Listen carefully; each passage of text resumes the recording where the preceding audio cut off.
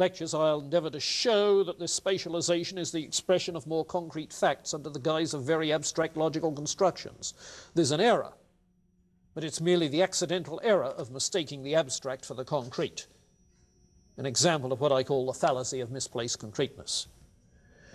Then the next paragraph, it's at once evident that the concept of simple location is going to make great difficulties for induction. Induction.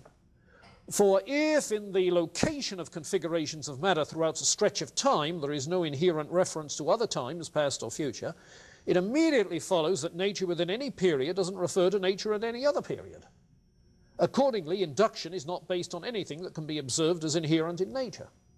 There's no broader reference than to the present. Thus, we cannot look to nature for the justification of our belief in any law such as the law of gravitation. The order of nature cannot be justified by the mere observation of nature. There's nothing in the present fact which inherently refers either to the past or the future. It looks therefore as though memory as well as induction would fail to find any justification within nature itself. You may notice there is some sort of a similarity between Hegel's literary style and Whitehead's. I was commenting to somebody the other day that whereas in people like Locke and Descartes, you take a paragraph and you tend to have a succession of ideas that logically follow one from the other, step, step, step, step. In Hegel, what you have is a thesis statement at the beginning of the paragraph and then a mulling around in that concept for the rest of the paragraph. You see? And that's what you have in Whitehead. It's the same sort of thing. Then you have this business of misplaced concreteness. At the bottom of that page, he talks of two correlative categories of substance and quality, and calls these misplaced concreteness too. Well, those of you who were here the last day before break when we were talking about F.H. Bradley, why do you laugh at that one? Those of you who were here, yeah. Not half of you, 2/3 of you were here when we were talking about F.H. Bradley. F.H. Bradley explicitly rejects such dichotomies as sheer abstraction, substance quality, so forth. In the preface to his Process and Reality, Whitehead lists all of the things that he takes to be sheer abstractions, and that list corresponds pretty well to Bradley's list. It's in that context that he says he is taking Bradley's metaphysics and translating it onto a naturalistic basis. You see, the same abstractions, though what they take to be the concrete reality is different.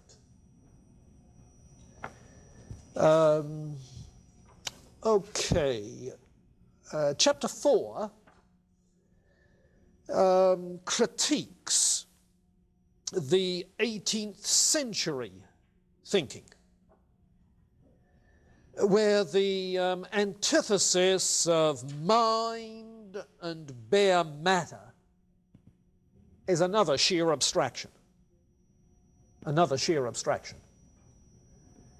Whitehead, it turns out, has a double aspect theory, so that any event has both its physical and its conceptual aspect. Now you recognize that if you hark back to the analysis of an event. And in his analysis of an event, to the idea of prehension, which is the way in which, in a process, objective data come into the act by what he calls physical prehension, physical causation. What in conscious perception is consciousness of a stimulus, of a physical stimulus. And in addition to that, it's the way in which eternal objects, those eternal possibilities, come into the act by conceptual prehension. So that you have two kinds of prehension, physical and conceptual prehension. So that every event has these two sides to it. You see? That is to say, it has, on the one hand, its internal relatedness to other events which are pending. Perhaps I should say impending, not impending, but impending. I-N. It has that relationship. It also has a relationship to the logical possibilities that that poses. The conceptual prehension, which in conscious thought are conceived possibilities, thought possibilities, ideas. So in that sense, every event has these two aspects. Every event of human consciousness has those two aspects, the physical and the mental, as we call them. You see. Now, to say that that means there are two substances, as Descartes said, mind-body dualism, you see, misplaced concreteness again. All we have empirically in concrete experience is the event, and the two aspects of the event. To concretize two things out of two aspects of an event invokes a substance, quality, distinction, which is sheer abstraction. So his critique goes that way.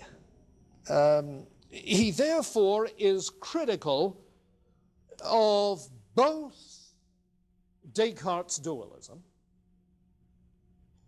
and metaphysical materialism, where there is one substance, matter, one kind of substance, and metaphysical idealism, if that's an idealism of mind substance, spiritual substance, as in Berkeley. So any metaphysic of substance he repudiates, because concrete experience is about events. We don't have empirical basis for the other.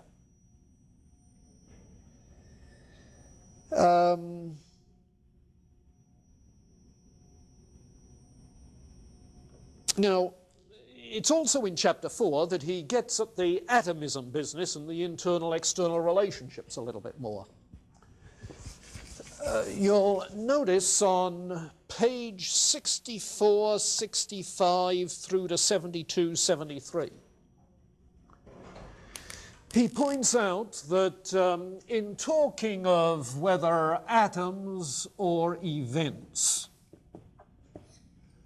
the 18th century writers speak of the separative character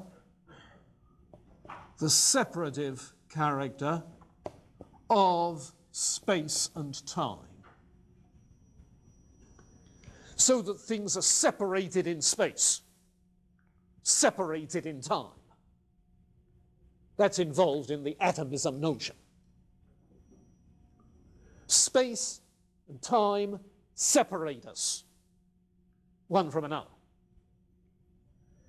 Now, he maintains that's just a part of the story, not the whole, and insists that space and time, in addition to having a separative character, also have a prehensive character.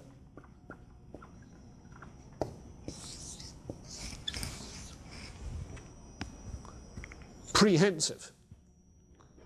Yeah, that is to say, prehension, whether it's physical or whether it's conceptual, is of the very nature of an event. You see? So that space-time events are interrelated by physical prehension. Yeah.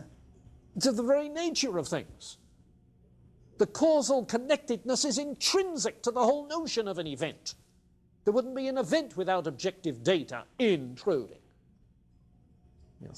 So this sort of concern becomes extremely important. Look on 69 and 70.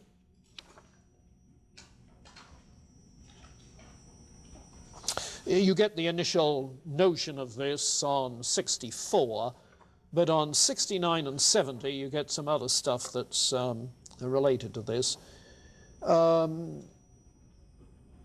Let's see. The word perceive in our common usage is shot through with the notion of cognitive apprehension. So is the word apprehension, even with the adjective cognitive omitted. So I use the word prehension for uncognitive apprehension. Apprehension which may or may not be cognitive. Now take Euphreno's last remark. This is in one of Berkeley's writings. It's not plain, therefore, that neither the castle, the planet, or the cloud which you see here are the real ones which you suppose exist at a distance. Accordingly, there is prehension. It's plain. That's the case. There's a prehension here in this place of things which have a reference to other places. What you see here are the real ones that exist at a distance. Prehension is both separative and space is both separative and prehensive. Well, Berkeley's sentences contend that what constitutes the realization of natural entities is being perceived. Yes, to be is to be perceived. Remember Berkeley? Well, we can substitute the concept that the realization, the reality, is a gathering of things into the unity of apprehension. To be is to prehend. Not to be is to perceive or to be perceived, but to be is to prehend or to be prehended. You see, so Berkeley had a clue, but he misread it. You see. What is realized, the reality that comes into being, is the prehension, not the thing. God's thinking doesn't make things. It makes prehensions. And then on 70, the end of that paragraph halfway down the page, concrete fact is process. Its primary analysis is into underlying activity of prehensions, into realized prehensive events. Each event is a matter of fact, individual matter of fact, issuing from an individualization of substrate activity. Not substrate stuff, but activity. Individualization does not mean substantial substance independence. So forth. Okay. I guess that'll do it on that. Then you get the romantic reaction, chapter 5. And I urge you to enjoy that. It's very significant, but after the poetry, the philosophy becomes more explicit even. So that on page 89 and 90, he gives 3 reasons for rejecting the subjective idealism of Berkeley. 3 reasons. About 12 lines down on 89, one reason arises from direct interrogation of our perceptual experience, naive experience.